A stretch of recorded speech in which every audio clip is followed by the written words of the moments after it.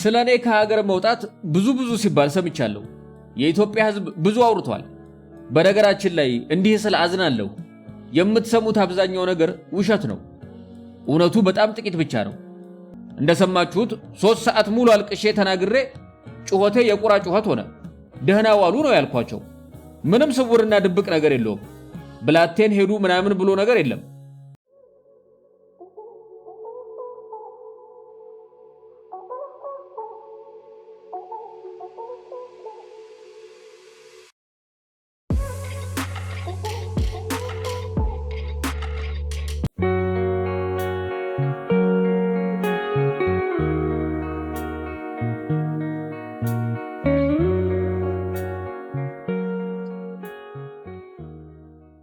ሰላም ጤና ይስጥልኝ።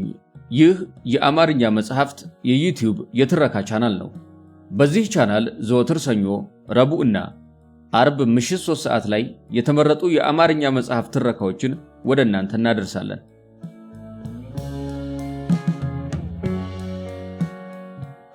በዛሬው የትረካ ሰዓታችን የኮሎኔል መንግስቱ ኃይለማርያምን የመጨረሻ ሰዓታት ምን ይመስሉ ነበር? እንዴትስ ከሀገር ሊወጡ ቻሉ? ፈረጠጡ ወይስ ጓዶቻቸውን ተሰናብተው ከሀገር ወጡ? በምን አይነት ኦፕሬሽንስ ከሀገር ሊወጡ ቻሉ? የሚሉትን አነጋጋሪ ጉዳዮች የትግል ጓዳቸው የሆነው ሻምበል ኢዮብ አባተ ጄኔራሎቹ በተሰኘው መጽሐፍ ውስጥ ያሰፈረውን ሁነትና ራሳቸው ኮሎኔል መንግስቱ ኃይለማርያም የስደተኛው መሪ ትረካዎች ለተሰኘው መጽሐፍ ጸሐፊ ለይታገሱ ጌትነት ከዚምባብዌ እንዴት ከሀገር እንደወጡና በወቅቱ የገጠማቸውን ትግል ባንደበታቸው የነገሩትን ሚስጥሮችና ሌሎችም አዳዲስ ነገሮችን አከታትለን ወደ እናንተ እናደርሳለን። ትረካውን ማድመጥ ሲጀምሩ ቪዲዮ ላይክ ማድረጎን አይርሱ። ቻናላችንን ሰብስክራይብ ካላደረጉ ሰብስክራይብ በማድረግ የቻናላችን ቤተሰብ ይሁኑ። እስከ ትረካው ማብቂያ ድረስ አብራችሁን ቆዩ።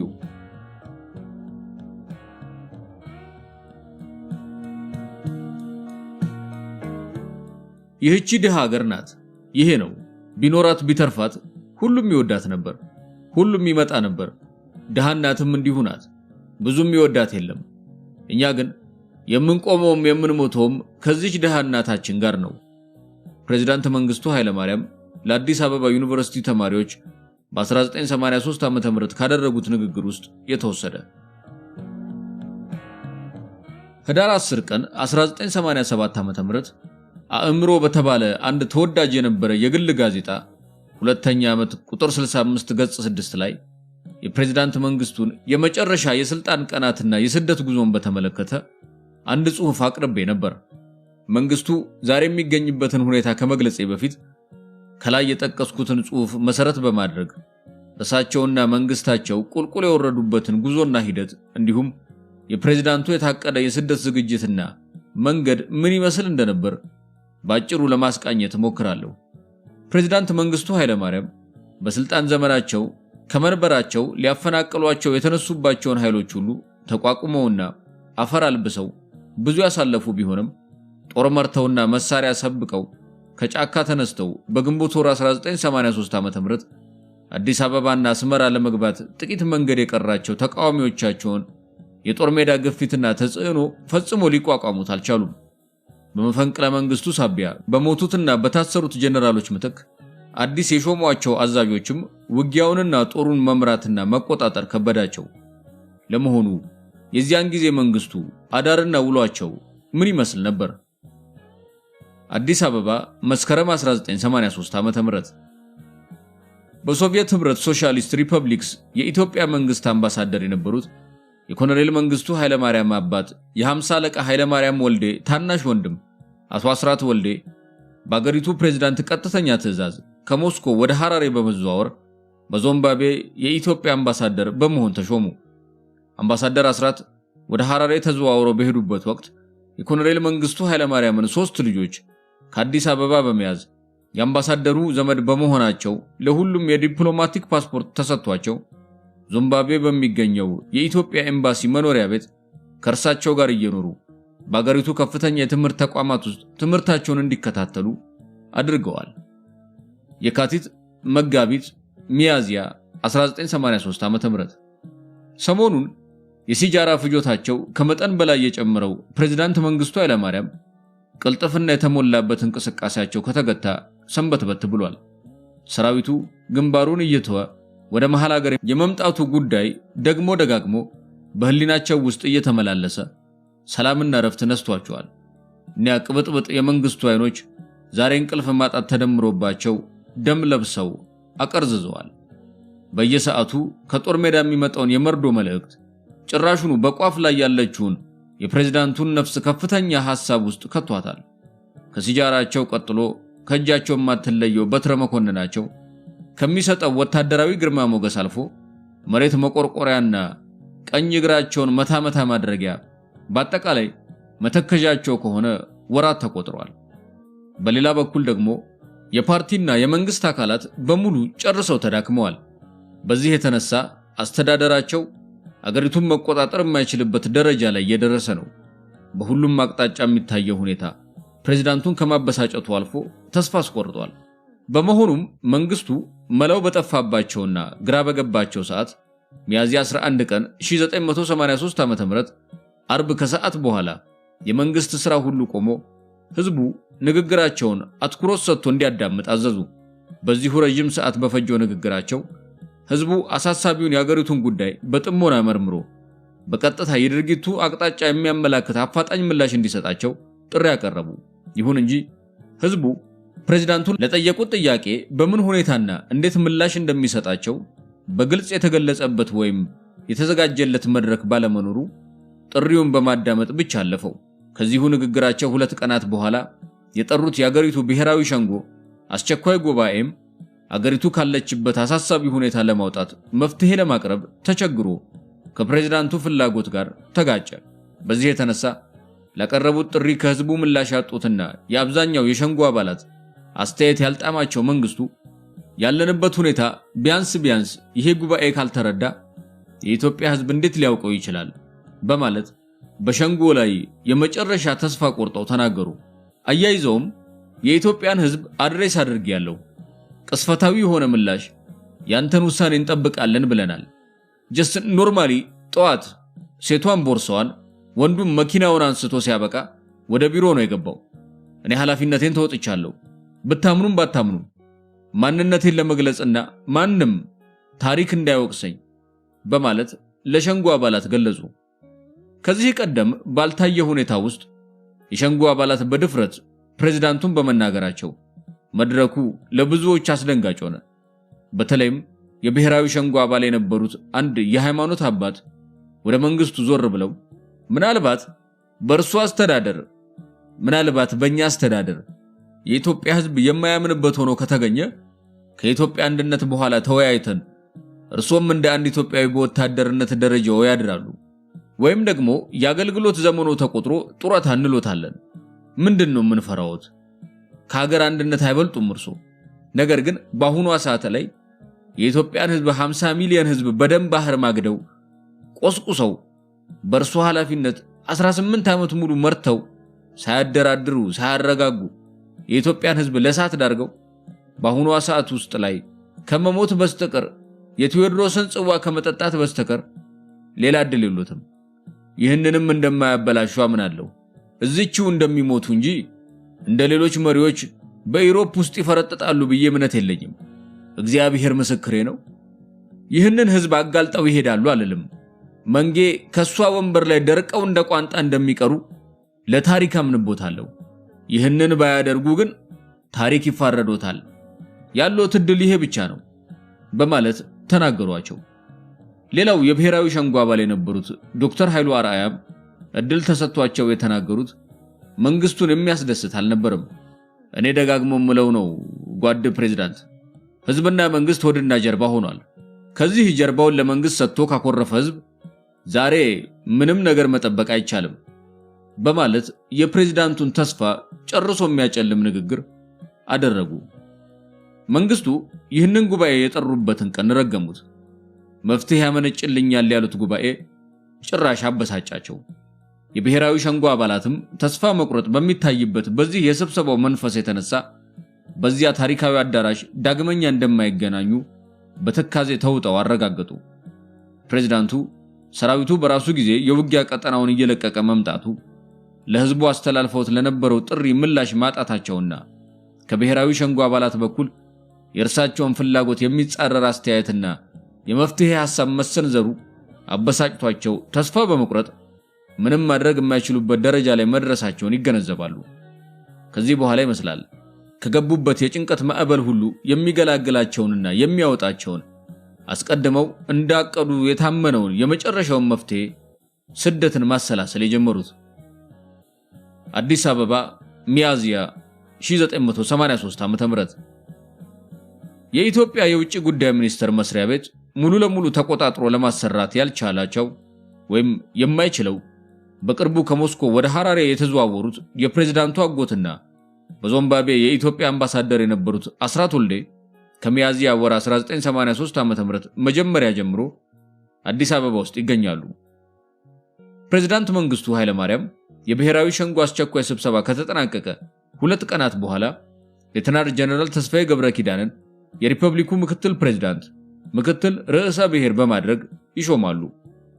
አዲስ አበባ ሚያዝያ 19 ቀን 1983 ዓ.ም ፕሬዝዳንት መንግስቱ ከአሜሪካው ፕሬዝዳንት ጆርጅ ቡሽ የተላከ መልእክት በጽህፈት ቤታቸው ተቀበሉ። መልእክቱን ለፕሬዝዳንቱ ያቀረቡት የይሁዲ ዝርያ ያላቸው የአሜሪካ ምክር ቤት የቀድሞ አባልና የፕሬዝዳንቱ ልዩ መልእክተኛ ሚስተር ሩድ ቦሽዊትዝ ሲሆኑ በስነ ስርዓቱም ላይ በአሜሪካ ውጭ ጉዳይ ሚኒስቴር የአፍሪካ ጉዳይ ምክትል ረዳት ሚኒስትር አይቪን ሄክስ፣ የአሜሪካ ብሔራዊ ጸጥታ ምክር ቤት ዳይሬክተር ሚስተር ሮበርት ፍሬዘር እና ሚስተር ሮበርት ሁዴክ በኢትዮጵያ የአሜሪካ ኤምባሲ ጉዳይ ፈጻሚ ተገኝተዋል። አዲስ አበባ ግንቦት 1 ቀን 1983 ዓ.ም ፕሬዝዳንት መንግስቱ ኃይለማርያም በጠቅላይ ሚኒስትር ተስፋዬ ዲንቃ የሚመራው አዲስ የሚኒስትሮች ምክር ቤት አባላትን ሹመት አጸደቁ። አዲስ መስተዳደር አቋቋሙ። አዲስ አበባ ግንቦት 11 ቀን 1983 ዓ.ም ፕሬዝዳንት መንግስቱ ኃይለማርያም ከዚምባብዌው ፕሬዝዳንት ሮበርት ጋብርኤል ሙጋቤ የተላከ መልእክት በጽህፈት ቤታቸው ተቀበሉ።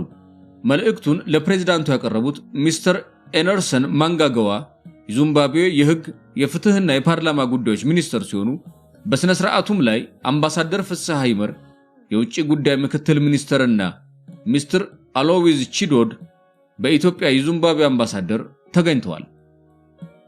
አዲስ አበባ ግንቦት 13 ቀን 1983 ዓ.ም ፕሬዝዳንት መንግስቱ ኃይለማርያም በብላቴ ማሰልጠኛ ማዕከል በወታደራዊ ስልጠና ላይ ይገኙ የነበሩትን የከፍተኛ ትምህርት ተቋም ተማሪዎችን ለመጎብኘት ከጧቱ 2 ሰዓት ተኩል ሲሆን አንድም የመንግስት ባለስልጣን ሳያስከትሉ ጥቂት አጃቢዎቻቸውን ብቻ ይዘው በአንዲት አነስተኛ የኢትዮጵያ አየር መንገድ ቡፋሎ አውሮፕላን ከአዲስ አበባ ተሳፍረው ወደ ብላቴ በረሩ። አውሮፕላኑ ብላቴ ለመድረስ ጥቂት ደቂቃዎች ሲቀረው ፕሬዝዳንቱ አብራሪውን ካፒቴን መኮንን አደላን አስጠርተው የማልቀርበት ስብሰባ ስላለኝ ጉዞህን ወደ ናይሮቢ አድርግ በማለት ቀጭን ትዕዛዝ ይሰጧቸዋል። ካፒቴን መኮንን ለጉዞ ያደረጉት ዝግጅት ለብላቴ በመሆኑ የያዙት ነዳጅ ናይሮቢ ሊያደርሳቸው እንደማይችልና ለበረራውም ካርታ እንዳልያዙ ይገልጻሉ። መንግስቱ ግን ማንኛውንም ዘዴ ተጠቅመህ ናይሮቢ አድርሰኝ በማለት በመቆጣታቸው አብራሪው ከኚህ አስፈሪ ሰው ጋር መከራከሩ ስላሰጋቸው የሚመጣውን ሁሉ ለመቀበል ቆርጠው በመነሳት አቅጣጫቸውን ለውጠው ወደ ኬንያ መሩ። አዲስ አበባ ከረፋዱ 4 ሰዓት ከ30 ፕሬዝዳንቱ ከአዲስ አበባ ተነስተው ከበረሩ 2 ሰዓታት በኋላ በዚምባብዌ የኢትዮጵያ አምባሳደር የነበሩት አስራት ወልዴ የመንግስቱን ባለቤት ወይዘሮ ባንቺ ቢሻውን አዋክበውና አቻክሎ በመያዝ በቻርተር አውሮፕላን ከቦሌ ዓለም አቀፍ አውሮፕላን ማረፊያ ተነስተው ወደ ሐራሬ በረሩ። ናይሮቢ ግንቦት 13 ቀን 1983 4 ሰዓት ከ30 የናይሮቢ ኤርፖርት ተርሚናል ዳይሬክተር አንድ ከፍተኛ የኢትዮጵያ መንግስት ባለስልጣን የያዘ የኢትዮጵያ አየር መንገድ አውሮፕላን ጆሞ ኬንያታ ዓለም አቀፍ አውሮፕላን ጣቢያ ለማረፍ ፍቃድ መጠየቁን እንግዳውን ፓይለት የጠቀሰ የተርሚናል ሰራተኞች ሪፖርት ይደርሳቸዋል። የአውሮፕላን አብራሪው የካፒቴን መኮንን አደላ ስጋት በተአምር ተወግዶ መንግስቱን የያዘው አውሮፕላን ተፈቅዶለት ከረፋዱ 4 ሰዓት ተኩል ሲሆን ናይሮቢ ኬንያ በሰላም አረፈ። የኬንያው ውጭ ጉዳይ ሚኒስትር ስለ እንግዳው መምጣት ተጠይቆ የሚያውቀው ነገር እንደሌለ ለኤርፖርቱ ኃላፊዎች ያስታውቃል። ሁኔታው በእንዲህ እንዳለ ረዘም ላሉ ደቂቃዎች ለብቻው ፈንጠር ብሎ ከቆመው አውሮፕላን ውስጥ ለአየር ማረፊያው ሰራተኞች ባልተለመደ ሁኔታ አንድ ነገር ተከሰተ። ሁለት ክላሽንኮቭ ጠመንጃ ያነገቱና ግሪን ፋታኪ የለበሱ ወታደሮች ጥንቃቄ በተሞላበት እንቅስቃሴ ከአውሮፕላን ወረዱ። ዙሪያ ገባውን ቃኝተውና አካባቢውን ተመልክተው ተመልሰው ወደ አውሮፕላኑ ሲገቡ ይታያሉ። በሁኔታው የተደናገጡት የኤርፖርቱ የጸጥታ ሰራተኞች የተጠለፈ አውሮፕላን ሊሆን ይችላል በሚል ግምት በፖሊሶችና በጋዜጠኞች ታጅበው ወደ እንግዳ አውሮፕላን ተጠጉ። እዚያም እንደደረሱ ሁሉም አይናቸው ያየውን ማመን አቃተው። በሐሳብ ባህር ጭልጥ ብለው የጠፉ አረንጓዴ ወታደራዊ ካኪ የለበሱ እጃቸውን ጉንጫቸው ላይ አስደግፈውና ተክዘው የተቀመጡ ሰው አዩ። ፖሊሶቹ ወደ አውሮፕላኑ ተጠግተው የነበሩ ጋዜጠኞችን ሁሉ በመመለስ የኢትዮጵያው መሪ ኮሎኔል መንግስቱ ኃይለማርያም መምጣታቸውን ደረጃቸውን ጠብቀው ለኬንያው ፕሬዝዳንት ጽፈት ቤት ገለጹ። ከአየር ማረፊያው ወደ ፕሬዝዳንቱ ጽፈት ቤት የሚወስደው የናይሮቢ ከተማ ጎዳና አላርም በሚያሰሙ የእንግዳ ተቀባይ ሞተር ብስክሌቶችና መኪኖች ተጨናነቀ። መንገዱ ከትራፊክ ትርምስ ነፃ ሆነ። ከጥቂት ደቂቃዎች በኋላ የኬንያ ፖሊስ ኮሚሽነር ወደ አውሮፕላኑ ተጠግተው ከመንግስቱ ጋር ሰላምታ ከተለዋወጡ በኋላ አመጣጡን በኦፊሻል ስላላወቅን ፕሬዝዳንት አራኝ ሞይ ሊገኙ አልቻሉም፣ እርሳቸው አጣዳፊ ስራ ላይ ስለሚገኙ ሌላ ባለስልጣን መጥቶ ቢቀበሉ ቅር ይሎታል በማለት ትህትና በተሞላበት ሁኔታ ኮሚሽነሩ ይጠይቃሉ። ኮሎኔል መንግስቱም አውሮፕላን ውስጥ ከአንድ ሰዓት በላይ ስላቆያችሁኝ አዝኛለሁ፣ አሁን ግን በአስቸኳይ ፕሬዝዳንት ዳንኤል አራኝ ሞይን ማግኘት እፈልጋለሁ ይላሉ። ወዲያውም በኬንያው ፕሬዝዳንት ጽፈት ቤት ሚኒስትር ዴኤታ የሆነ አንድ ከፍተኛ ባለስልጣን ደርሰው መንግስቱን ከተቀበሉ በኋላ ጉዞ ወደ ቤተ መንግስት ሆነ። አዲስ አበባ ግንቦት 13 ቀን 1983 ዓ.ም ከቀኑ 6 ሰዓት። ጦርነት ያስከተለው ሁኔታ እንዲለወጥ በልዩ ልዩ ወገኖች በልዩ ልዩ መልክ ጥረት ሲደረግ ቆይቷል። ሆኖም ግን ችግሩ አልተቃለለም። ይልቁንም ወደ ባሰ ደረጃ እየተሸጋገረ በመሄድ ላይ ይገኛል። ስለዚህም ደም መፋሰስ እንዲቆምና ሰላምም እንዲሰፍን በልዩ ልዩ ወገኖች የአገሪቱ ፕሬዝዳንት ከስልጣን መውረዳቸው እንደሚበጅ የታመነበት ስለሆነ ይህም በማመዛዘን ፕሬዝዳንት መንግስቱ ኃይለማርያም በዛሬው ዕለት ከስልጣን ወርደው ከኢትዮጵያ ውጪ ሄደዋል። ፕሬዝዳንቱ ከስልጣን በመውረድ አገር ለቀው በመሄዳቸው የሪፐብሊኩ ምክትል ፕሬዝዳንት ሌፍተናንት ጀነራል ተስፋዬ ገብረ ኪዳን ተክተው ይሰራሉ በሚል አስደንጋጭ ሰበር ዜና የኢትዮጵያ ሬዲዮ የቀትር ስርጭቱን ጀመረ። የኢህዴሪ ፕሬዝዳንት ሀገር ጥሎ መሄድ ህዝቡን እጅግ በጣም አስደነገጠው።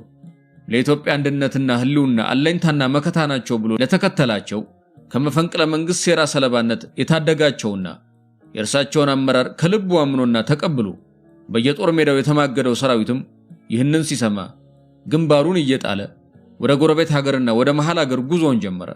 መንግስቱ ባለተራ ሆነው ዘመናቸው እዚህ ላይ ተፈጸመ።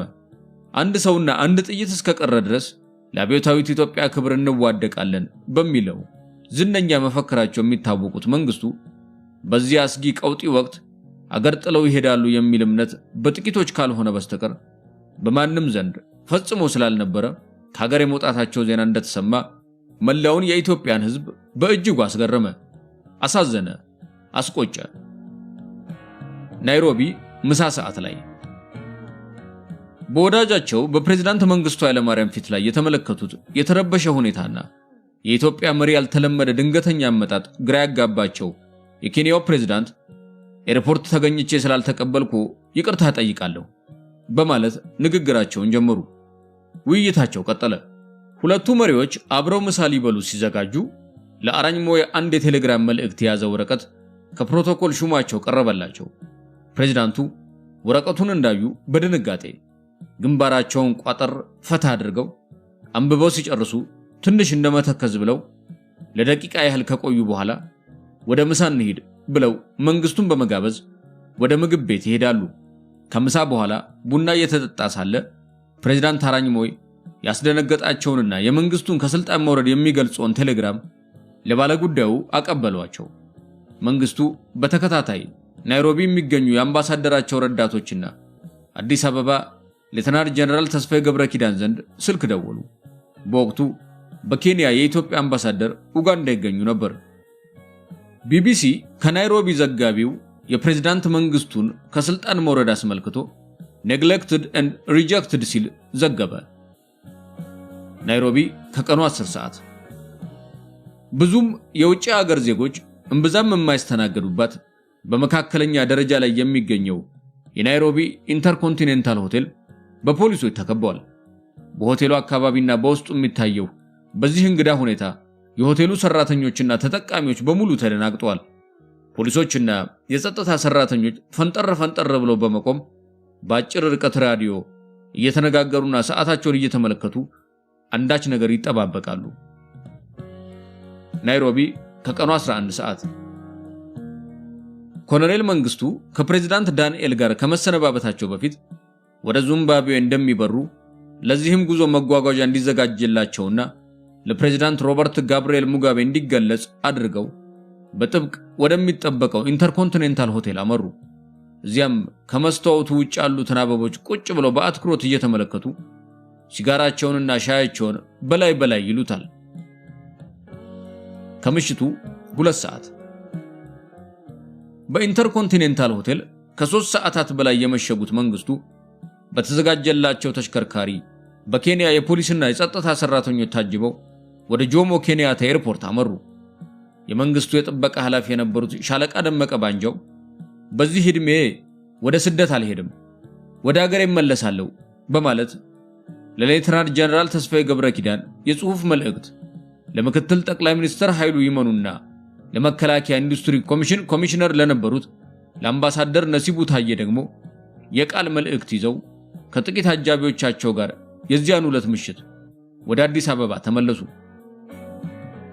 መልእክቱ በቤተ መንግስት በልዩ ረዳታቸው በሻምበል መንግስቱ ገመቹ ኃላፊነት የሚንቀሳቀስ የሥራ ማስኬጃ ገንዘብ ከድሬዳዋ የጫት ቀረጥ ገቢ የሚገኘውንና ለሱዳንና ለሶማሊያ ተቃዋሚዎች በእርዳታ መልክ የሚሰጠው ገንዘብ እንዲሁም የኩዌት መንግስት የሰጠው $20 ሚሊዮን የስጦታ ገንዘብ ለመከላከያ ኢንዱስትሪ ግንባታ እንዲውል የሚያዝ ነበር።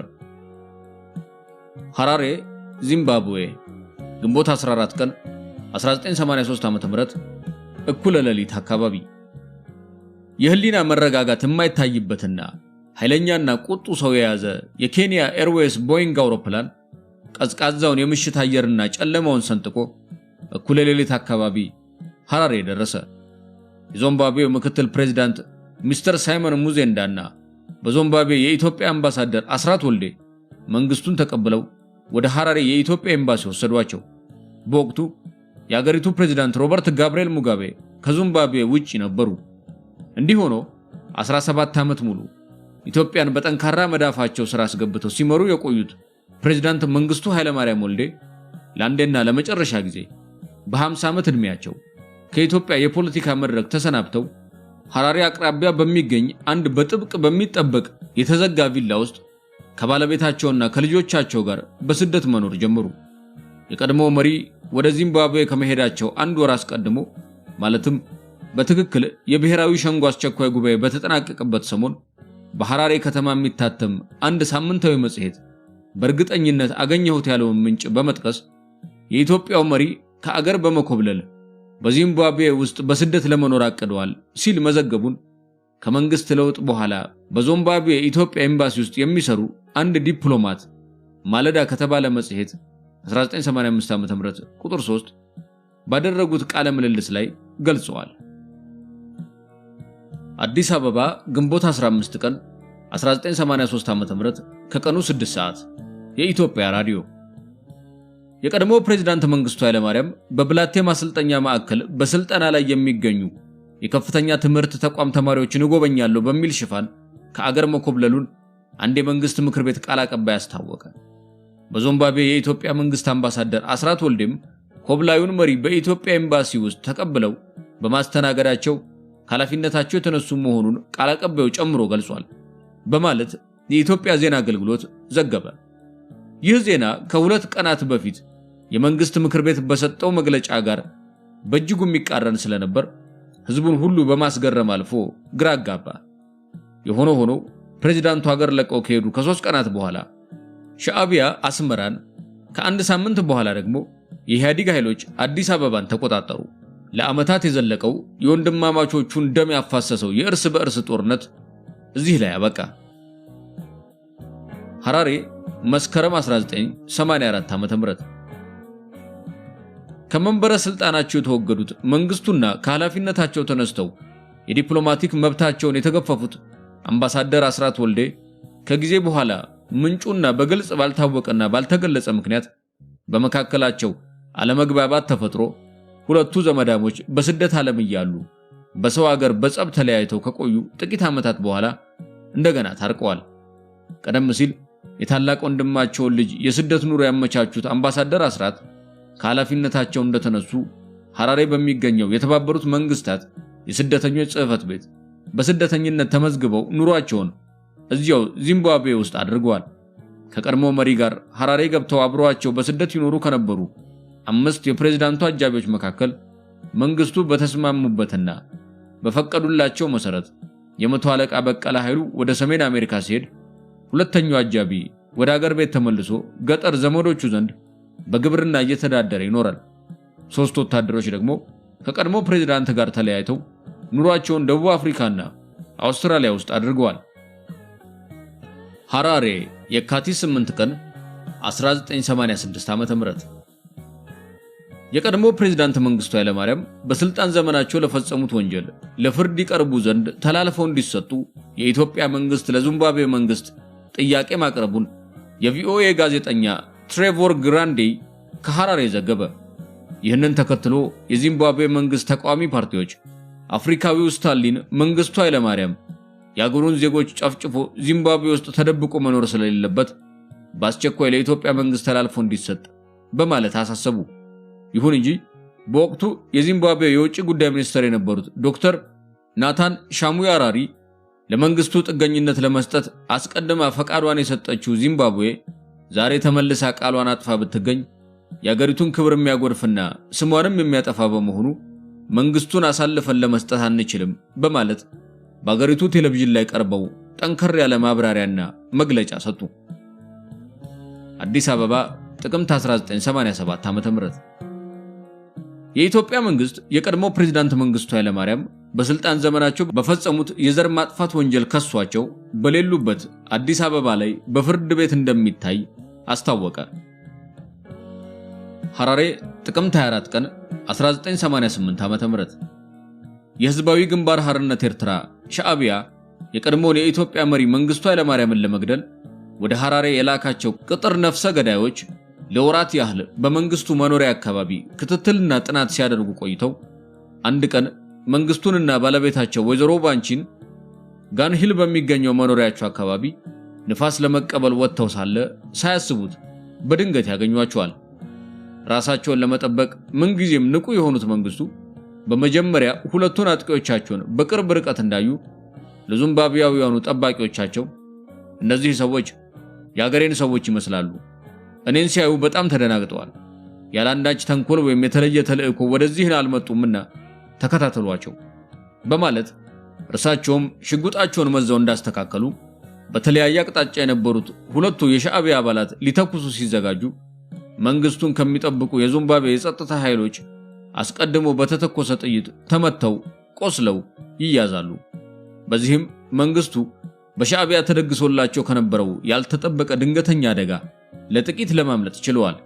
ቆስለው የተያዙት የሻዕቢያ አባላት የሕክምና እርዳታ ተደርጎላቸው ከጉዳታቸው ካገገሙ ጥቂት ጊዜ በኋላ በመግደል ሙከራ ያለ ፈቃድ የጦር መሳሪያ ወደ ዚምባብዌ በማስገባትና ይዞ በመገኘት ወንጀል ተከሰው በአገሪቱ ፍርድ ቤት ቀረቡ።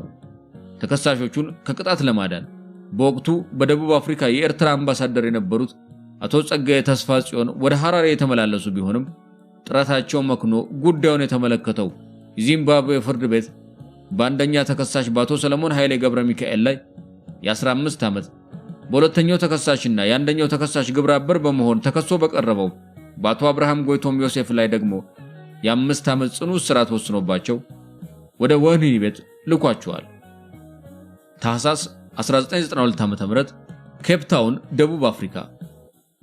የቀድሞ ፕሬዝዳንት መንግስቱ ባጋጠማቸው የአንጀት መታጠፍ ምክንያት ደቡብ አፍሪካ በሚገኝ አንድ ሆስፒታል ውስጥ የሕክምና እርዳታ ከተደረገላቸው በኋላ ወደ ሐራሬ ተመልሰዋል። በዚህ ጊዜ ነበር ለዓመታት ሲብላላ የቆየውን የኮሎኔሉን አገር ጥሎ የመሄድ ምስጢር እንቆቅልሽ የፈታ መግለጫ ከወደ ፕሪቶሪያ አካባቢ የተሰማው።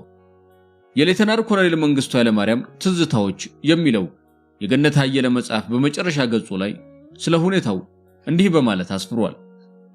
ታህሳስ 1992 መንግስቱ ለሕክምና ደቡብ አፍሪካ ሄደው ወደ ሐራሬ ከተመለሱ በኋላ የዚምባብዌ ፕሬዝዳንት ሙጋቤ ዘስታር ለተባለው የደቡብ አፍሪካ ጋዜጣ በሰጡት ቃለ መጠይቅ በዚያ ጊዜ አሜሪካኖቹ የመንግስቱን ወደ ዚምባብዌ መምጣት ለማመቻቸት ከኛ ጋር እንዲደራደር የካናዳን መንግስት ጠይቀው ነበር።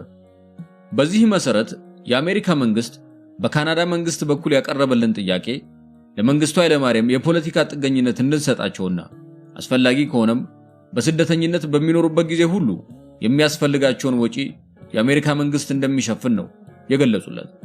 እኛም ጥያቄውን ተቀብለናል። ወጪያቸውን በሚመለከት ግን የዚምባብዌ መንግስት ለእሳቸውና ለቤተሰባቸው የሚያስፈልገውን ሁሉ ያደርጋል ብለዋል።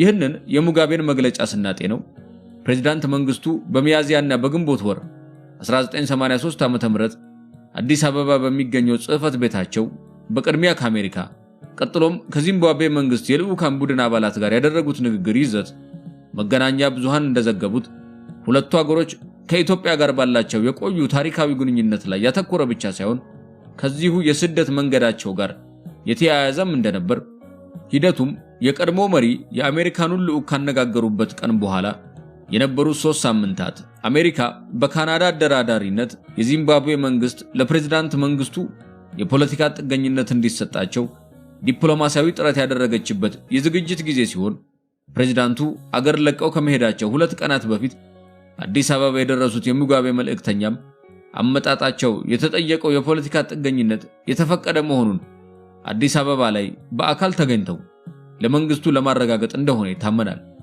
ከዚህ በተጨማሪ ኮሎኔል መንግስቱ ምክትል ርዕሰ ብሔርና አዲስ ካቢኔ ማቋቋማቸው ስልጣናቸውን የማስረከብ ያህል የሚቆጠር የታቀደ የስደት ጉዞ ዝግጅት እንደነበር በግልጽ ያመለክታል።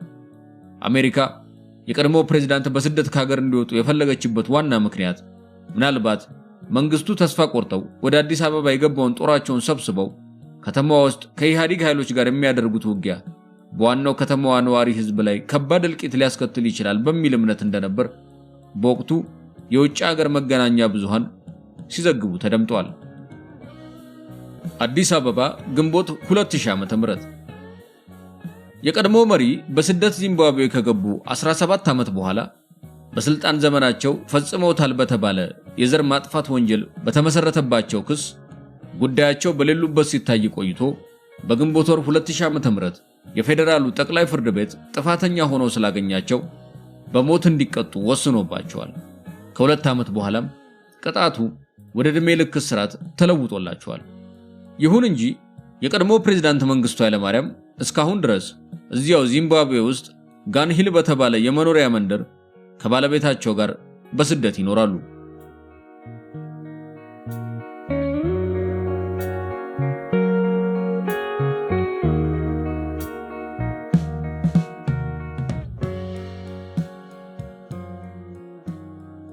ከዚህ ቀጥሎ ኮሎኔል መንግስቱ ኃይለማርያም እንዴት ወደ ዚምባብዌ ሊሸሹ እንደቻሉ በራሳቸው አንደበት ለስደተኛው መሪ ትረካዎች መጽሐፍ ጸሐፊ ለይታገሱ ጌትነት ባንደበታቸው የነገሩትን የመጨረሻውን መጨረሻ እነሆ። የምዕራባውያን የዜና ሰዎች እኛን አይደግፉም። በጀርመንና አሜሪካ ያሉት በአጠቃላይ የአብዮቱ ጸሮች ናቸው። የእኛን ሥራ ለማፍረስና ለማቃለል የሚሞክሩ ናቸው።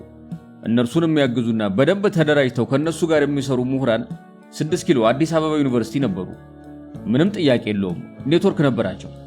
በብዙ መንገድ ከቄሱ ዲያቆኑ እንደሚባል ሶሻሊስት ነበሩ የሚባሉት ሀገሮች ሁሉ እጅ ሰጥተው ወደ እውነታው ተመልሰው ሀገራቸውን በሚያሻሽሉበት ጊዜ የኛዎቹ ደንቆሮዎች አብዮት ብለው ሙጥኝ እምቢ ብለዋልና ሊወገዱ ይገባል ብለው ያምናሉ። ይህንን ከሚሉት አንዳንዶቹ ምናልባት ለሀገራቸው የሚበጅ ነገር አደረግን ብለው ያምኑ ይሆናል። እኔ ግን በተሳሳተ አስተሳሰብ የተቀላቀሉ ሰዎች ያሉበት ይመስለኛል። በርከት ያሉት ተጀምሮ እስከሚጨረስ ጸረ ሶሻሊስት ናቸው። ፈርተውና የሚያደርጉት አተው ነው እንጂ አብዮቱን ከጀመርንበት ጊዜ አንስቶ እኔን ለማስወገድ መንግስትን ለመጣልና ለመበተን የሚደረግ ጥረት አካል ናቸው። የተለያየ ድርጅትም ለመፍጠር ሁሉ ሐሳቦች የሚያመነጩት 6 ኪሎ ከሚገኘው ዩኒቨርሲቲ ነበር። እኛ የምናደርገውን ነገር ሁሉ በማጥላላት በመንቀፍና በማፈራረስ ስራ ላይ ተጠምደዋል። ስርዓተ ትምህርቱንም አስተዳደሩንም ያጥላላሉ። አልፎ ተርፎም በጦር ሜዳ ላይ የሚካሄደውን ትግል ሁሉ አስፈላጊ አይደለም፣ አላስፈላጊ መስዋዕትነት ነው የሚከፈለው፣ ሁሉ ነገር በኃይልና በወታደራዊነት ሊፈታ አይችልም የሚል ሽፋንን ያለብሱታል። የሚያተኩሩት የኛን ክፍተት ማጋለጥ ላይ ብቻ እንጂ በፖለቲካ በኩል አንዱም የዘየዱት ወይም ያቀረቡት የማያወላዳ መፍትሄ የሚሆን ነገር የለም። እኔ እንዲህ አይደለም፣ የማታውቁትን ነገር ለምን ትናገራላችሁ? ይህ ሀገር የግሌ ብቻ አይደለም። እኔ ኤርትራ ከኢትዮጵያ ጋር ብትሆን እኔ ቤት ሰርቼ አልኖርበት ወይ የግል ጥቅሜን አላመነጭበት። ለምንድነው በዚህ ትውልድና በእኛ ጊዜ አፄ ኃይለ ሥላሴ አንድ ያደረጓት ሀገር ስትሄድ የማይከነክናችሁ? በጠመንጃ ኃይል ነው እንጂ የኤርትራ ህዝብ እኮ መገንጠልን ፈልጎ ይሄዳሉ አላለም። ይህንን ለማየት ሂዱና የኤርትራን ህዝብ አነጋግሩት። ኑ ቁጭ ብለን አስመራ ውስጥ እንነጋገር። የኤርትራ ህዝብ መገንጠል ይፈልጋል? ፈጽሞ። መገንጠል የሚፈልጉት በባዕድ የተቀጠሩና በባዕድ የሚረዱ ምንደኞች ናቸው። የራሳቸው ተልእኮና ዓላማ ያላቸው ሳይሆኑ የሌሎች ፈረሶች ናቸው። መገንጠል ፈጽሞ የኤርትራ የህዝብ ጥያቄ አይደለም። ስለዚህ ውጊያውን በቃን የሚለው ነገር አሁን ደግሞ ሶሻሊዝም የመቃወም ሂደታችሁ ለሽፍቶች ቀጥተኛ የሆነ ድጋፍ የመስጠት ተግባር ነው ብዬ በተደጋጋሚ አደባባይ እየወጣሁ ተናግሬያለሁ። በተፈጠረው አጋጣሚ ሁሉ ግን ከሚፈጥሩት ተጽዕኖ አላስቆምኳቸውም። እውነታችን ነው ያልነው ሐሳብ አልደገፈንም። ጊዜውና ሁኔታው አልረዳንም። ከውጭ ባሉ ኃይሎች አንደገፍም። የትላንቱ ሶሻሊስት ካምፕ ከኛ ጎን የለም። እንደውም የምዕራቡ ዓለም ፕሮፓጋንዳና ቅስቀሳውን በሬዲዮና ሌሎች መንገዶች አጧጣፈው። የጀርመን ሆነ የአሜሪካ ራዲዮ ከዚህ የተለየ አልነበረም። ሌላው ቀርቶ የሞስኮ ራዲዮም የዚህ ተባባሪ ሆኖ ነበር። ይህንን የእነርሱን ፕሮፓጋንዳ ህዝቡ እየሰማ ሐሳቡን እየለወጠ ሄደ። ሌላው ትልቁ ችግር የኔ ሀገር ተቆርሶ መሄድ የለበትም፣ ትግሉ የጠየቀውን ከፍሎ ኤርትራን በማቆየት የኢትዮጵያን አንድነት ማጽናት አለብን የሚለው አቋም በሌሎች በኩል ከሚቀነቀነው በቃን፣ ልጆቻችንን ባሎቻችንንም ማተናል፣ ማሸነፍ አቅቷችኋል፣ እስከምን ድረስ ነው ይሄ የሰው ደም የሚፈሰው እየተባለ ከሚነዛው ፕሮፓጋንዳ አንጻር ለመቋቋም በጣም አስቸጋሪ ነበር። እኛም አላሸነፍንም። ለምንድነው ሰው የሚገበረው ሲሉኝ ለሀገር ሲባል ነው ከሚል ሐሳብ ሌላ መልስ የለኝም። ኤርትራ እንዳትሄድ ነው ምላሼ። ምን ያህሉ ህዝብ ጉዳዩን በስክነትና በውጤቱ ላይ መሰረት አድርጎ ይረዳኛል የሚለው ሐሳብ ጥያቄ ውስጥ የሚወድቅ ነው። እንደኔ መረዳት በሐቅም የኤርትራ መገንጠል ጥያቄ ፈጽሞ የኤርትራ ህዝብ ጥያቄ አይደለም። ይልቁንም የጂኦፖለቲክሱ ውጤት ነው ብዬ አምናለሁ። በዚህ ረገድ አንድም ስርዓተ ማህበሩን ስለማያውቁት አንድም ቀድሞውኑ በትክክል አይደለም የሚመራው እያሉ በማናፈስ በዚህ ፕሮፓጋንዳ መጠቀም የሚፈልጉ ወታደራዊ መሪዎች የሚያቀርቡትን እየሰሙ ከሁሉም በላይ ደግሞ ይሄ መንግስት አይረባም ተሸንፏል ተብሎ እንዲወገድና እነሱ የሚፈልጉት ስርዓት እንዲመጣ የሚፈልጉ ከውስጥ ያሉ የሲቪልና የወታደር ኃይሎች የኛ ፈተና ወደ መሆን ደረሱ። ለምሳሌ ጦርነቱ ይህን ያህል የተራዘመው እናንተ ፖለቲካዊ መፍትሄ ባትፈልጉ ነው የሚል ትችትም ይሰነዝሩ ነበር። የኔ ጥያቄ ምን አይነት ፖለቲካዊ መፍትሄ ነው የሚጠበቀው የሚል ነው። ብዙ ጊዜ ተናግሬያለሁ። ሩሲያ ሄደን የኢትዮጵያ ምሁራንና ሽማግሌዎች ባሉበት ትጥቅ አንስተው ከሚፋለሙት ከሻዕቢያ፣ ከጀብሃ፣ ከወያኔም ከሌሎቹም ጋር ስንት ጊዜ ተነጋገር። ኩባ፣ አረብ ሀገራት ውስጥ ምስራቅ ጀርመን፣ ሱዳን የት ነው ለድርድር ያልሄድ ነው? እግራቸው ላይ ወድቀን እንድንለምን ነው የሚፈልጉት? ለሰላም ስንል ያላቀረብነውን እድል ያልሰጠነው ነገር የለም። ለምሳሌ ከኤርትራ አማጽያን ጋር ፌዴሬሽን ነበር ያዋጋን። እኛ እኮ እስከ ፌዴሬሽኑ መመለስ ድረስ ፈቃዳችንን ገልጸናል። መገንጠልን ብቻ ተትቶ ፌዴሬሽኑን ወደ ነበረበት መመለስ ሊያስማማን ይችላል የሚል መደራደሪያ ድረስ ባንደበቴ ተናግሬያለሁ። እነርሱ ግን መስማማት አይፈልጉም ነበር። ዓላማው ምንድነው ሲባል መልሱ ብዙ ሊሆን ይችላል። በኤርትራ ሽፍቶች በኩል ያለው ሁኔታ መባባስ፣ የትግራይ ሁኔታ መልኩን እየለወጠ መሄድ፣ የኦሮሞም ታጋዮች ከነኚህ ጋር አብረው መሰባሰብ፣ አሜሪካ ላቋቋመው የፖለቲካ ድርጅት አመራር መስጠት ነገሮቹን አወሳሰቡት። ብዙዎቹ አመራር ላይ ያሉ ጀነራሎች ያንን የኢሰፓ ፓርቲና የኛን መንግስት ቶሎ ድፉት ተብለው የተነገራቸው ነው የሚመስለው። በዚህ ረገድ ምዕራቡ ብቻ ሳይሆን ራሻም ሳይቀር ከጠላቶቻችን ጋር ማበር እነኚህና እነኚህን መሰል ሁሉ ምስቅልቅሎች ተጨማምረው የኢሰፓ ፓርቲ ጉባኤ በተከናወነ በአመት ከመንፈቁ በጣም ፈጣንና ያልተጠበቀ ችግር ላይ ወደቀን። እኔ በበኩሌ ሁኔታዎችን ጠቅልሎ መፍረድም ማጣጣልም አልፈልግም። ይገባኛል። የኢትዮጵያ ህዝብ በህይወት በገንዘብ በእውቀት በጉልበት ብዙ ከፍሏል በደንብ ይሄ እውነት ነው ግን ወደን አይደለም የሀገር ግዴታ ሆኖ ነው ጦርነቱ ኢኮኖሚውን የዛኑ ያህል በልቶታል እውነት ነው ለልማት ለማህበራዊ ጉዳይ ለሰራተኛ ደሞዝ የሚሆነውን ሀብት ለጦርነት ነው የምንማገደው ምክንያቱም አማጺያኑ ሀብት ከሞላው የአረብ ሀገር ከበርቴ ነው ገንዘብ የሚፈስላቸው እኛ ይሄንን አይነት ኮንትራዲክሽንና አለመጣጣም አለ ይሄ የህብረተሰቡ ድህነት ብሶትና ጦርነቱ ረዘመ ከዚህ በላይ አንከፍልም የሚለው ወገን ሐሳቡ ቀና ቢሆንም ወይም ቢመስልም ትክክል ነው ማለት ግን አይደለም እኛ እዚህ ላይ ያለነው ለሀገር አንድነትና ለህዝብ ጥቅም ነው ለሀገር መከፈል ያለበት ዋጋ ሁሉ ደግሞ መከፈል አለበት ብዙ ክፉ የመከሩ አንዳንድ ሰዎች ነበሩ ለህዝቡ ለምን ልጆቻችሁን ትሰጣላችሁ ለምን ባልሽን ትሰጫለሽ ለምንድነው የምትዋጉት የሚሉ ሰበካ ይሰበካሉ ዞሮ ደግሞ ለኛ ጦርነቱ እኮ ኤርትራ ውስጥ ሳይሆን እዚሁ ነው ለምን ዝም ብላችሁ ታያላችሁ ነው የሚሉን ህብረተሰቡን እንድንገድል ከሆነ የሚፈልጉት አላውቅም በጣም አስቸጋሪና ፈታኝ ጊዜ ነበር መጨረሻ ላይ ጓዶቼም ጭምር እንዴ አለመመስገናችን ብቻ ሳይሆን እንዳጥፊ እየተከሰስን ነው በሌላ መልኩ ደግሞ እንዳሉትም አላሸነፍንም ምክንያቱም በጦር ሜዳም በመሃልም ያሉ አንዳንዶች ለውድቀታችን እየሰሩ ነው እኛ ከማን ጋር ቆመን ነው ለምንና ለማን ዓላማ ነው የምንታገለው በዚህ ሁኔታስ ምንስ ደረጃ እንደርሳለን ብለው ጥያቄ ያነሱ ይሄ ሁሉ ሆነና ወደ መጨረሻ አካባቢ የህዝብ ሸንጎ ጉባኤ ጠራው 3 ሰዓት የፈጀ ንግግር አዘጋጅቼ ተናገርኩ የመጨረሻዬ ነበር የንግግሬ ይዘት በአብዮታችን ብዙ ህዝባዊ ፕሮግራሞቻችን ስኬታማ ናቸው የፓርቲው አደረጃጀት ኮሚሽን ኢሰፓአኮ በስኬት ተቋቁሞ ወደ ኢትዮጵያ ሰራተኞች ፓርቲ ተለውጧል ፓርቲያችን ደግሞ በአደረጃጀትና ባነቃው ህብረተሰብ አማካኝነት ዛሬ ህዝባዊ ሸንጎ ተቋቁሟል በብዙ መንገድ በየክፍለ ሀገሩ አብዮታዊ ፖለቲካዊ ኢኮኖሚያዊ የሆኑ ነገሮች እየተሰሩ ነው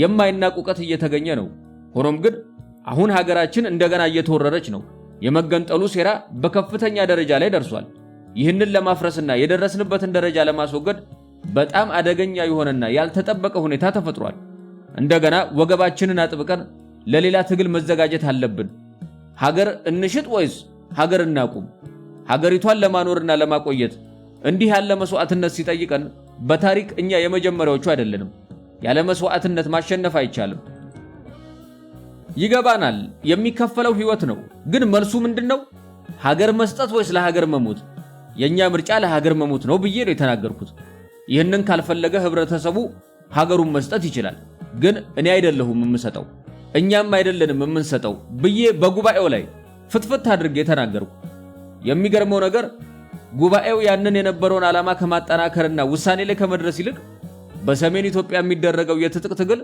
ሰላማዊ የሆነ መፍትሄ እንዲፈለግለት ከሁሉም ጋር በጠረጴዛ ዙሪያ ተቀምጦ መነጋገርና ሁሉንም የሚያካትት የሽግግር መንግስት መፍጠር አለበት ብሎ ሐሳብ አቀረበ እኔ እስከማውቀው ሽፍቶቹ የሽግግር መንግስት የሚባለውን ነገር ጨርሰው ሊሰሙት አይፈልጉም እንኳን ሊቀበሉት ግን ከ6 ኪሎ የሽግግር መንግስት ይፈጠር ይላሉ እኔ እንደተረዳሁት ምናባዊ ምኞት ነው እንጂ በተጨባጭ አማጺያኑ እንደሚፈልጉት ስለ ጉዳዩ መረጃ የላቸውም ሽፍቶቹ በሰላማዊ ድርድር ከኢትዮጵያ ህዝብ ጋር አብሮ ለመኖር ዝግጁ አይደሉም እነሱ በጦርነት እናሸንፋለን ይህንን መንግስትና ስርዓት እንንዳለን ብለው ከመነሳታቸው ሌላ በሉ የሚላቸው ዓለም አቀፋዊ ኃይል ከጀርባቸው አለ እኛ በዚያ ጊዜ ብቻችንን ነን ማንንም የለም በዚህ ሁኔታ ውስጥ ነው ይህንን ግልጥልጥ አድርጌ ልናገር የፈለኩት ምን ያደርጋል የቁራጭ ውሃት ነው የሆነው ምንም የፈየደው ነገር የለም የነበረው የውስጥ ትግልና ሴራ ሌላ ነው የመንግስቱ ኃይሎች ከኛ ጋር ስላልነበሩ ሽንፈታችን እንደ ሀገር ነበር ደጋግሜ ያነሳኋቸው የኛው ሰዎችና መካሪነን ያሉ ምሁራን ለዲሞክራሲ ልምምድ ይበጃል በሚል እጅግ የተሳሳተ መዳረሻ ላይ ቆሙ እኔ በበኩሌ ያ ሁሉ ምሁርና ኢትዮጵያዊ አገራችን በመከፋፈሏና የወያኔ ቅኝ በመሆናችን ይደሰታሉ ጥቅም ያገኙበታል ብዬ አላምንም ስህተታቸው የማያውቁትን እናውቃለን ብለው ማሰባቸው ነው በዚህም ነው ትልቁን ጥፋት ያመጡት እኛም መሞከር አለብን ዝም ብለን ማየት የለብንም ስንት ዘመን ነው የምንዋጋው በሰላም ይቋጭ አሉ ሰላምን ማን ይጠላል ግን ሰላም ዝም ብሎ እንደምን ይወርዳል እንዴ በዚህ በኩል ሀገራችን ለወደቀችበት ወያኔ ለገባበት ሁኔታ የነኚህ ሰዎች አስተዋጽኦ ቀላል አይደለም በወቅቱ የእናት ሀገር ጥሪ ስንጠራ በዘመናችን ለመጀመሪያ ጊዜ የኢትዮጵያ ህዝብ ጭጭ አለ ከዳር እስከ ዳር በሚገባ ሴራ ተጎንጉኗል ለኢትዮጵያ ህዝብ አዝናለሁ ከዚህ ፊት የእናት ሀገር ጥሪ ተቀበለ በማንኛውም ጎራ ተሰልፈ ለሀገር ታላቅ አኩሪ ድል አስገኝተህ አስደሳችና ረጅም ጎዳና ተሻግረህ ነበር። ዛሬ ደግሞ ተመልሰን ችግር ላይ ወድቀናል። ሀገርህ ነውና ለአንዴና ለመጨረሻ እንደገና ደግሞ መልሰን ተቋቁመን እነኚህን የአንድነት ጸሮችን ከማስወገድ ሌላ ምንም ምርጫ የለንም። የሀገሬ ሰው ተነስ እባክህ የሚል የ3 ሰዓት ንግግር አደረኩኝ። ሌላ ጊዜ ወዲያውኑ ብድግ ብሎ ከ6 ኪሎም ከ4 ኪሎም ከየትም ቢሆን አደባባይ ግጥም የሚለው ህዝብ፣ ያን ጊዜ ግን አንድም ሰው ዝር አላለም። ከጀርባችን ብዙ ስራ ተሰርቷል። ያ ሁሉ ጓድ መንግስቱ ይል የነበረ ከሚገባው በላይ ያጋነኑ የሚያጨበጭቡት ሰዎች ሁሉ ጭጭ። እኔ እንዴት ተደርጎ እንደታደመና ይሄ ሁሉ ህዝብ እንዴት እንዳበረ እስከዛሬም ይገርመኛል። ምንም ነገር አዎም አይም የለም። እኔ ብዙ ተናግሬ በዚያ ላይ ተመስረቱና አስተያየት ስጡን ያልኩት ለሸንጎ ተነስተው የተናገሩት ጥቂት ሰዎች ናቸው። ከተናገሩት አንዱ ቄስ ናቸው። አንዱ ዶክተር ኃይሉ አርአያ ነው። ሌሎቹም አልፎ አልፎ የተናገሩ አሉ። የአብዛኞቹ ወቀሳ ክስና አሉታዊ የሆነ ትችት ነበር። ታዲያ ምን ይበጃል ነው የምትሉት ሲባል ጊዜያዊ የሽግግር መንግስት ከእንግዲህ ወዲያ ወታደራዊ መፍትሄ አይሰራም። አንድነት የምትለውን ነገር ተወው።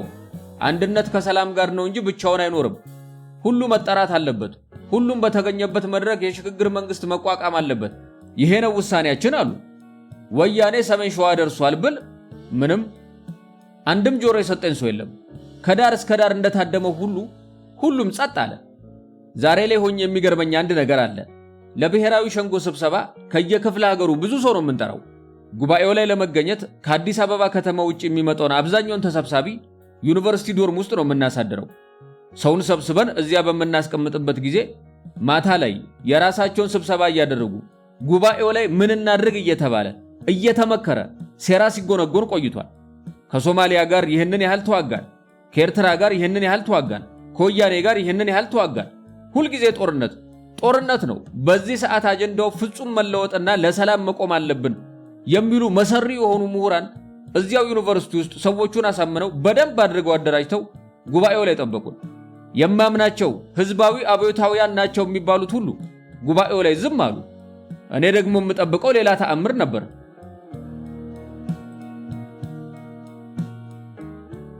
ሐዘን የሚነበብበት ገጻቸው ትኩስ ገጠመኝ ላይ ያሉ ይመስላል። በእርጋታ በቁጭት ስሜት እያንዳንዱን ቃል ረግጠው ነው የሚናገሩት። ድምጻቸው ውስጥ የ30 ዓመት ታሪክ ሳይሆን ገና ትኩስ የውሳኔ ሐሳብ እንደቀረበላቸው ሁሉ ሞቅታው ይሰማል። ረጅም ትንፋሽ ወስደው ከሌላ ቦታ ሌላ መልእክት የሚሰሙ መሰሉ። የተቀመጡበትን ከቆዳ የተሰራ ሶፋ ወንበር እየተመተሙ በምናባቸው ዘመንን ተሻግረው ተጓዙ። ድምጻቸው ውስጥ ቁጭት፣ መገፋት፣ ተስፋ ማጣት ይደመጣል።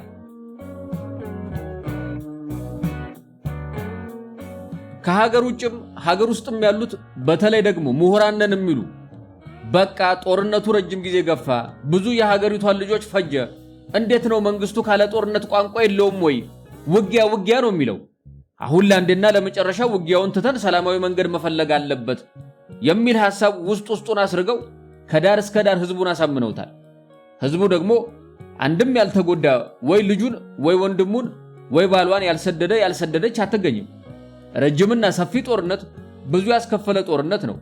ይህንን በሚገባ አውቃለሁ። እንደ ክፉ ድል አላሸነፍንምና እንደገና መዋጋት ግድ ሆኗል ስል ራሴ የጠራሁት ጉባኤ አይ በቃ አለ። በሰላማዊ መንገድ ብቻ ነው የኢትዮጵያን ችግር የሚፈታው፣ በጦርነት አይደለም እና አሁን በአስቸኳይ ከሁሉም ተቃዋሚ ኃይሎች ጋር የሽግግር መንግስት ይፈጠራሉ። በእነርሱ ጋር ከተቃዋሚዎቹ ተነጋግረው የሽግግር መንግስት ለመፍጠር ተስማምተውም አይደለም ይህንን የሚሉት። እንደው ዝም ብለው ኃላፊነት በጎደለው ሁኔታ ነበር ሐሳብ የሰነዘሩት። ሻዕቢያ ከኛ ጋር መጥቶ መንግስት ለመፍጠር በምንም ተአምር ዝግጁ አይደለም። አይሆንም፣ አሸንፈናል፣ ድላችን ሲቃረብ ነው ወይ ፌዴሬሽን እንመለስ የሚባለው ብሎ እምቢ ብሏል። ወያኔም አዲስ አበባ ገባለሁ ብሏል። በዚህ ሁኔታ ውስጥ ነገሩን ሳያውቁ በጥልቀት ሳይመረምሩ ከአማጽያኑ ጋር ሳይነጋገሩ 6 ኪሎ ቁጭ ብለው በይሆናል ቲዮሪ ህዝቡን አሳስተው እንዳይንቀሳቀስ አደረጉት። ቢያንስ ሸዋን እንኳን ተከላክለን እንደገና እንዳናንሰራራ የመልሶ ማጥቃት እንዳናደርግ ከውስጥም ከውጭም ያለውን ነገር አዝረክርከው በተኑት። ሆነም ቀረ በጊዜው ስናገር አንድም ሰው ይረዳኝ የለም። አንድም ሰው ደግፎኝ የተናገረ የለም። እንደውም አንዳንዶቹ ተሳድበው ቁጭ አሉ። ከዚህ በኋላ እኔ ምንም ምርጫ የለኝም። ከዚህ ሁሉ በተጨማሪ በእነሱ ውሳኔ እንዲሄድ የብዙ ምሁራን ስም ተጽፎ የተፈረመበት በገዛ ፈቃድህ ኢትዮጵያ ትቅደም ብለህ ለሀገርህ ብዙ ሰርተሃል፣ እናደንቀሃለን፣ እናከብረሃለን። ነገር ግን አሁን ባለው ጊዜና ቦታ ያለው ጥያቄ የሰላም ጥያቄ ነው። አንተ እረፍ፣ ስልጣኑን ለህዝብ መልስ ብለው ደብዳቤ ጻፉልኝ አሉ። አሁንም ዛሬም አሉ ሰዎቹ። ዛሬም ለኢትዮጵያ ያገባናል እያሉ የሚሉትን እሰማችኋለሁ። እንግዲህ ውለታዬ ይሄ ከሆነ የኢትዮጵያ ህዝብ ለራሴ ያውቃለሁ ሲል እኔ ያውቅልሃለሁ ብዬ መታገል አለብኝ እንዴ ብዬ አንድ ወዳጄን ጠየኩት። በቃ ይበቃል፣ የፈለጉትን ያድርጉ አለኝ። ይሄኔ ያማከርኳቸው መካከል ሁለቱም አሁንም ጣሊያን ኤምባሲ ናቸው። ጓድ ብርሃኑ ባይህና ጓድ አዲስ ተድላ። ብርሃኑ አንድ ነገር ላናግርህ እስቲ፣ ምን ማድረግ ይቻላል ትላለህ? ምን ያላደረግነው ነገር አለ? ምናችንን ሰሰትን አልኩት። ምንም ያላደረግነው ነገር የለም፣ ያለንን ነገር ሁሉ ባለን አቅም ሰተናል አለኝ። ያሁኑ ሽንፈት የኔ ወይም ያንተ ሊሆን አይችልም። ለሽንፈቱም መድኃኒቱ መታገል ነው፣ መልሶ ማሸነፍ ነው እንጂ መንግስትን ማፍረስ መፍትሄ አይደለም። ታላቅ ስህተት ነው እየሆነ ያለው። የኢትዮጵያ ህዝብ ችግር ላይ ይወድቃል። ምን አለ በለኝ አለኝ። እነዚህ ጓዶቼ ከማውቃቸው ሁሉ ጀንትል፣ ጨዋ፣ የተማሩ ናቸው። ብርሃኑ የህግ ባለሙያ፣ አዲስ ኢንጂነር ነው። ህዝብን የትም ቦታ ለጥፋትም ለልማትም ልታሰልፈው ትችላለህ። የሚኖርህ ያቀራረብና የምትከተለው መንገድ አሳማኝነት ነው ዋናው። እንዴ ልጆቻችሁ ባሎቻችሁ እየሄዱ አይመለሱም። ሊቀመንበር መንግስቱ እኮ ያለ ጦርነት ቋንቋ አያውቅም ስትለው ገበሬው ምን ይበል? ያ ነው ችግሩ። እናም እንደዚህ ከሆነ ምን ያደክማል? እኔ ይበጃል ብዬ የምለውን ነገር ህዝቡ አይሆንም ካለ፣ እንዲያውም እኔ ለሰው ሞት ድክመትና ችግር ምክንያት እንደሆንኩ ከታሰበ ያ ሁሉ አይፈራም ጋሜ እየተባለ የተመጎስኩት ሁሉ ነገር ተረስቶ ዛሬ ጀብደኛ ከተባልኩኝ ምንም ማድረግ አይቻልም። ካቢኔን ሰበሰብኩ። አብረን የሰራን ብዙ ችግር አብረን ያለፍን ግሩም ኢትዮጵያውያን ነበሩ በዙሪያዬ። ሁሉም የፓርቲ አባል ናቸው። ሁሉም የሆነውን ነገር ያውቃሉ፣ ስሜቴንም ይረዳሉ። ለእናንተም የምነግራችሁ አዲስ ነገር የለም፣ ሁሉን ታውቃላችሁ። ከዚህ በላይ ምን ተአምር እንድንሰራ እንደሚጠበቅ አላውቅም። ሰላም ሰላም፣ ጦርነት አይደለም፣ መሳሪያ አይደለም፣ ሰላም ነው ይላሉ። በሰላም በኩል ጀርመን ሄደን ምንድን አደረግን? ኩባ ሄደን ምን ተወያየን? ሩሲያ ስንት ጊዜ ተሰበሰብን? ኤደን ስንት ጊዜ ተሰበሰብን? ካርቱም ስንት ጊዜ ተሰበሰብን? ስንት ጊዜ ለመናቸው? እግራቸውን ብንስም እንኳን የሚመለሱ ሰዎች አይደሉም። እንዴት ተደርጎ ነው ሰላም እንዲሁ በምኞት ከ6 ኪሎ በጮሁ ሰዓት የሚመጣው? እኔ እንደዚህ አይነት ተአምራዊ እምነት የለኝም። እነዚህን ሰዎች አውቃቸዋለሁ። ተጀምሮ እስኪጨረስ ድረስ እናንተም ታውቋቸዋላችሁ። ስናሸንፋቸው ባይሆን እንኳን ጥቃታቸውን መክተን ስናንገዳግዳቸው ሊሆን ይችል ይሆናል እንጂ እየሸሸን ሰላም ብንል እንዴት ተደርጎ ነው ሰላም የሚመጣው? ይህንን የማይረዱ የማያውቁ ወይም ደግሞ ከነርሱ ጋር ተነጋግረው አንድ ውል ላይ ያልደረሱ ሰዎች እንዲህ አድርገው ህዝቡን አሳስተውታል። ሰራዊቱን እምረዳበት እማዋጋበት የሰው ኃይል ስጡኝ ብልም ህዝቡ እንደወትሮ ከጎኔ ቆሞ ሊረዳኝ ፍላጎት የለውም። ስለዚህ ለማን ነው የምጮኸው? በዚህ ሁኔታ ውስጥ ለሚመጣው ውድቀትና የታሪክ ድቀት ማን ነው ተወቃሽ የሚሆነው? እኔ አይደለሁም። እንደዚህ ከሆነ በእኔ አመራር እኔ እዚህ ያለሁኝ ኤርትራ ነፃነቱን ሲያውጅ አልሰማም። እናንተ ስጡት። በእኔ አመራር ጊዜ አፄ ኃይለ ሥላሴ አንድ ያደረጉት ኤርትራ ሲሄድ ቁጭ ብዬ አላይም። ወያኔ አዲስ አበባ እስኪመጣ ድረስ ቁጭ ብዬ አልጠብቅም። እኛ ዛሬ በደለኛና የማንሰራ የማንጠቅም ሆነናል እና ለትብብራችሁ ሁሉ አመሰግናለሁ። ጩኸቴ የቁራ ጩኸት ሆኗል። ደህና ሁኑ ጓዶች፣ ደህና ዋሉ ብዬ ነው ከሀገር የወጣሁት። የኔ ከኢትዮጵያ መውጣት አጠቃላይ ታሪኩ ይህንን ነው የሚመስለው። ስለኔ ከሀገር መውጣት ብዙ ሲባል ሰምቻለሁ። የኢትዮጵያ ሕዝብ ብዙ አውርቷል። በነገራችን ላይ እንዲህ ስለ አዝናለሁ የምትሰሙት አብዛኛው ነገር ውሸት ነው። እውነቱ በጣም ጥቂት ብቻ ነው። እኔ በደንብ አድርጌ ተሰናብቼ ነው የደመደምኩት። ቢያንስ ጉባኤው ላይ እንግዲህ ሀገር ለማዳን በሚደረግ ትግል ካላመናችሁ፣ ያቀረብኩትን ጥያቄ ካልሰማችሁኝ፣ ተዋጊውን ሰራዊት ካላጠናከራችሁ ለሚደርሰው ነገር ኃላፊ እኔ አይደለሁም እናንተ ናችሁ ብያለሁ። የሚኒስትሮች ምክር ቤትን ሰብስቤ ደግሞ አዝናለሁ ጓዶች፣ እስከ ዛሬ ድረስ ላሳያችሁኝ ትጋት፣ የሀገር ፍቅር ስሜት፣ አብዮታዊነት ሁሉ አድናቆቴን አክብሮቴን እገልጻለሁ። ከዚህ በኋላ አብረን የምንሰራበት ሁኔታ የለም። እንደሰማችሁት 3 ሰዓት ሙሉ አልቅሼ ተናግሬ ጩኸቴ የቁራ ጩኸት ሆነ። ደህና ዋሉ ነው ያልኳቸው። ምንም ስውርና ድብቅ ነገር የለውም። ብላቴን ሄዱ ምናምን ብሎ ነገር የለም። እውነት ነው ብላቴን ሄዳለሁ ብያለሁ። ኬንያ ወይም ዚምባብዌ ሄዳለሁ አልልም። እውነቱ ይሄ ነው። ከሸንጎ ስብሰባ አስቀድሞ በፍጹም በህይወቴ ይህንን የመሰለ ዓላማ አልነበረኝም። በፍጹም እንደዚህ ይታሰባልን ብዬም አላምንም ነበር። ነገር ግን እኔ እዚያ ብቀመጥ ኖሮ 20 ዓመት በወያኔ እስር ቤት መበስበስ ነው ውጤቱ። ይሄ ደግሞ ለኢትዮጵያ ህዝብ የሚጠቅመው ነገር የለም። ደግሞም በወቅቱ ከነበረው አጠቃላይ ሁኔታ አንፃር ወያኔን የሚያቆም ነገር የለም። ሁሉን ነገር አውጥቼ አውርጄ እኔ አመራር ላይ ሆኜ ኤርትራ አትሄድም፣ እኔ እዚህ ቁጭ ብዬ ወያኔን አልጠብቅም፣ እንዋጋ፣ እንመልሰዋለን፣ ይህንን ኃይል እርዱኝ ብዬ ብጠይቅ አይሆንም። በዚህ ሰዓት ከእንግዲህ በኋላ በጠረጴዛ ዙሪያ ነው ውጊያ፣ በንግግር እንጂ በጠመንጃ አይደለም ሲሉኝ ሰራዊቱ ይሰማል። ሰራዊቱ መሳሪያውን ጥሎ ነው የተመለሰው። እኔ ጠየቅኩት፣ ሰራዊቱን እንርዳው፣ እየተመናመነ ነው፣ ብቻውን ነው፣ በአንዳንዱ ቦታ የአካባቢው ሲቪል ሁሉ እየወጋው ነው ብዬ ተናግሬያለሁ። ስለ ሰራዊቱ አንድ ሰው የተናገረ የለም። እውነትም ሰራዊቱ ይህንን ሁሉ ጊዜ ደክሟል፣ ደሙን አፍስሷል፣ ህይወቱን ሰጥቷል ለሀገር ብሎ ያለ የለም። ከጠላቶች ጋር ቁጭ ብለን እንምከር ነው ያሉት። ሰራዊቱ እኔ ያንን ስል ሰምቷል፣ ይሰማም ነበር። እናም ሰራዊቱ ጥሎ ተመለሰ። ወያኔ ሰተት ብሎ ያለምንም ችግር ቤተ መንግስት ገባ። ይህንን ቁጭ ብሎ በሚገባ ላጤ ነውና ውስጡን ለሚያውቀው ምናልባት እየጻፍኩ ባለው ሶስተኛው መጽሐፌ ውስጥ ስለማካትተው የሚያነብ ካለ ለሚገነዘበው አሳፋሪ ታሪክ ነው ብዬ ነው የማምነው። በቀጥታም ሆነ በተዘዋዋሪ መንገድ ያንን ስልጣን የማይመኝ የለም። ግን ያን ስልጣን መያዝ ደግሞ ቀላል አይደለም። በሰራዊቱ አመኔታን ማግኘት ያስፈልጋል። በስራው ልምድ ይጠይቃል። በየጊዜው ወቅታዊ ውሳኔ መስጠት ያስፈልጋል። ጦርነት ነው ይሄ፣ ዳንስ አይደለም፣ ሰርግ አይደለም፣ ጨዋታ አይደለም። በሰው ህይወት ነው የምንፈርደውና የምናዘው።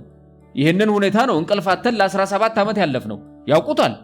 በሰው እጅ ምን ያምራል እንደሚባለው እኔ ላይ በነበረ ጊዜ እንደዚያ ቢሆን ኖሮ ባይሆን ኖሮ የሚሉ ሁሉ በኋላ ላይ ሁሉ ነገር እጃቸው ላይ ሆነ፣ ኳሱም እግራቸው ስር ወደቀ። እነ ጀነራል ተስፋዬ ገብረ ኪዳን ይህንን ጉዳይ ለህዝብ ሲገለጥ ሸሸ ማለታቸው ለኔ ዱብዳ ነው። ተስፋዬ ደንግጧል። ጀነራል ተስፋዬ ሌላ ሰው አይደለም። ተጀምሮ እስኪጨረስ ከኔ ጋር ነው የኖረው። ያንን ውጊያ የተሳተፈ አንዱ ሰው እርሱ ነው። ተሰብስበው ምን ይበሉ? አሜሪካኖቹን ተማጽነዋል። ወይድ ነው ያሉት፣ አልተቀበሉትም።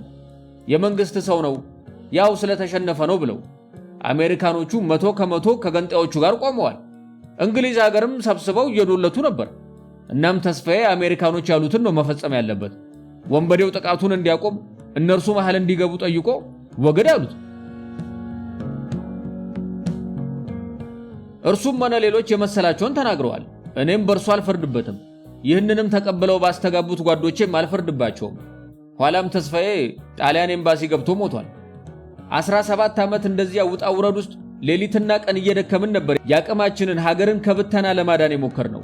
በተወሰነ ደረጃ ሀገሪቷን ብዙ ጊዜ ያስከብረን እንዲሁም ሙሉ በሙሉ ከወንበዴ ነፃ ልናደርጋት ዳር ደርሰን ነበር። ለዚያ የተከፈለው መስዋዕትነት ቀላል አልነበረም። የተሰጠው አመራር ቀላል አልነበረም። የወጣው ገንዘብና ሎጂስቲክስ ቀላል አልነበረም። በአንድ ታዳጊ ሀገር ረጅም፣ ብዙ የጠየቀ፣ ብዙ መሳሪያ የተሰለፈበት ምናልባት ከኮሪያ ጦርነት በመለስ የኛ ጦርነት ነበር። ይሄንን ሁሉም ይቀበለዋል። በኋላ ሁሉም የመሰለውን ተናግሯል። ብዙዎቹ ግን ሳልነግራቸው ተደብቄ ሸሽቼ እንዳልወጣሁ ያውቃሉ። ምን ነው የኢትዮጵያን ህዝባዊ ዲሞክራሲያዊ ሪፐብሊክ ሸንጎር ጉባኤ ሰብስቤ አልተናገርኩም እንዴ?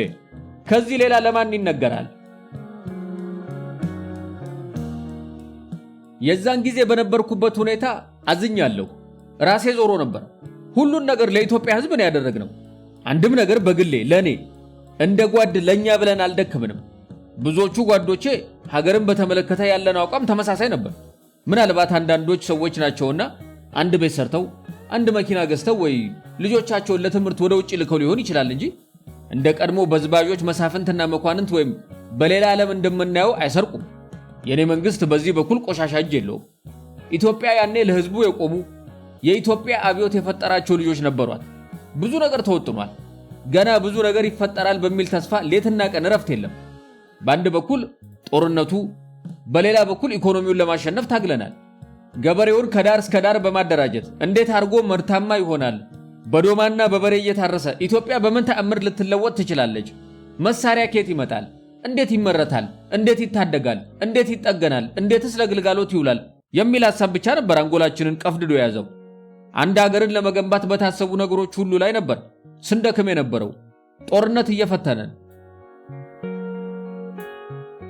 ሰውን ለጦርነት እየለመንን፣ የሰውን ልጅ ለጦርነት እየወሰድን ታግለናል። የሚመለስ የለም። በሰሜኑ ጦርነት ብዙ ዋጋ ከፍለናል። እዚያ ሁሉ ድካም ላይ ሆነን የጠራሁት ጉባኤ በሴረኞች ተጠልፎ በዚህ አይነት ሁኔታ ምላሽ ሲሰጠኝ ሌላውን ሁሉን ተወውና በቤቴ ያሉትንም ልጆቼን ማስታወስ ተሳነኝ። በጣም ከፍተኛ ሐዘን ውስጥና ችግር ውስጥ ነው የወደኩት። በጣም የቅርብ የሆኑ ጓዶቼን አባቴን ጨምሮ ምን እናድርግ፣ ምንድን ይሻላል ብዬ መከርኩ። ሁሉም ጣልና ሂድ፣ ምን ያልተደረገ ነገር አለ? ሊገርሉህ ነው እኮ የሚፈልጉት አሉኝ። እውነት ነው።